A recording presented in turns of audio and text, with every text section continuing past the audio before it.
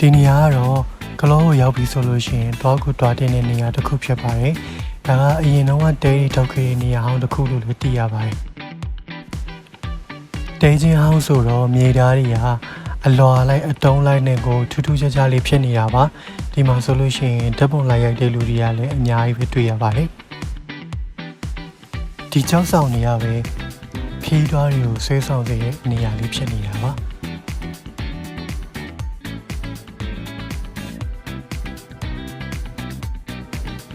ဒါကတော့ပြိုက်တောင်နာ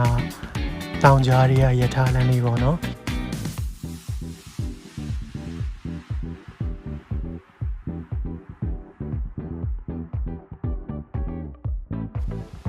ပြိုက်တောင်ရဲ့လောက်ပို့ပြီးတော့မှခံစားခြင်းနေဆိုရင်တော့ဒီနေရာနေပြီးတော့ကြည်တာပို့ပြီးတော့မှ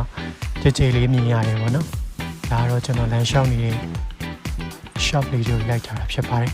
လာရနော်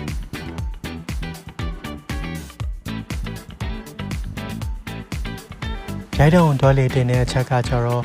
ဒီတောင်ရဲ့ဘေးမှာဆိုလို့ရှိရင်တိတ်လာတဲ့ဒီလိုစိုက်ခင်းလေးတွေရှိတယ်ဒါတော့ကျွန်တော်လည်းရှောက်နေတာပေါ့နော်ကျွန်တော်တို့ drive နဲ့မိုးနေနဲ့အုပ်နေတော့ဒီမြူတွေပါညာတော့မမြင်ခဲ့ရဘူးပေါ့လေ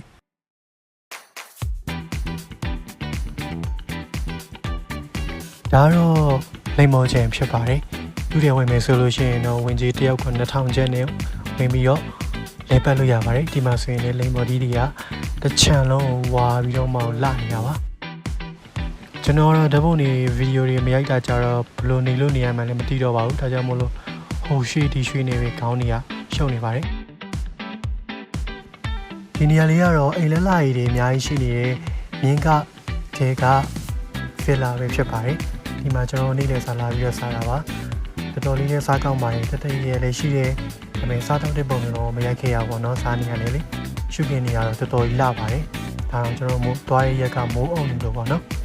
ဒါတော့အဆွေး post ဖြစ်ပါတယ်အားနေဆွေးနေတယ်အဆွေးတစ်လိုက်မှာ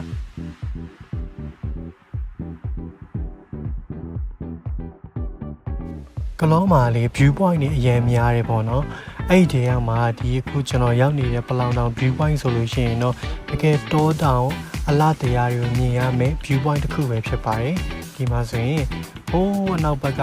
ဒီတောင်တန်းကြီးတွေအလောက်ကြည့်ပြီးတော့မှနေရတဲ့ဒီခံစားချက်ကလည်းအရင်ကောင်းတယ်ပေါ့နော်ပြီးတော့ကျွန်တော်စိတ်တွေမွန်ကျန်းနေတဲ့ခါကြလို့ရှိရင်ဒီတောတောင်ကလာတဲ့လေကိုရှူလိုက်တာနဲ့လုံးဝကို fresh ဖြစ်သွားစေတာပေါ့နော်တော်တော်ကြီးကိုမိုက်ပါတယ်ခင်ဗျာအခုကျွန်တော်တွားခဲ့တဲ့နေရာတွေကကျတော့ပြိုက်တောင်ဘက်တကြောနဲ့ဒီပလောင်တောင် view point ပေါ့နော်အဲ့နေရာကိုတွားခဲ့တာဖြစ်ပါတယ်